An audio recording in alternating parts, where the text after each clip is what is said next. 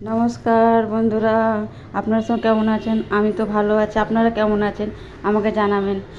এই দেখুন, দুপুরে রান্না করতে পাইনি, কেন দুপুরে একটু আমি বাইরে গিয়েছিলাম, আমি আর আপনার দাদাভাই, তো করা হয়নি দুপুরে রান্না। তো আমি এসে এই 6টার ভিতরে চলে এসে এই রান্না করলাম।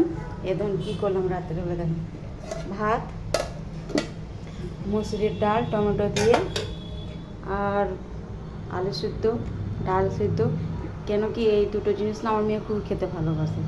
আর এই যে রুটি করেছি দাদা ভাইয়ের জন্য, আর একটা করেছি টান টান পনির দিয়ে, পনির বাটানা আর পালং শাক, মটর পনির করেছি। কেমন লাগছে কালারটা দেখে? আসছে না মুখে যা? হ্যাঁ, তো চলুন বন্ধুরা খাই, দাদাভাই খিদে পেয়ে গেছে। ঠিক আছে, চলুন পরের ভিডিওতে আপনার সঙ্গে দেখা হচ্ছে। বাই।